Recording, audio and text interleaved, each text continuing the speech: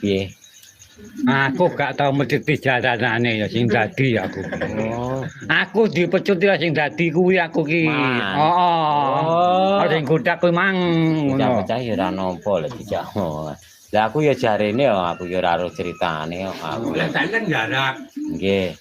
Lah iya ngaran kirim ngomong ngono, omong iki. Lah kan ngono.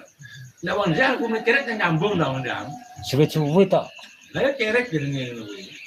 Nah, dikeploki ngono lho dirase. Ha ta, Nggih.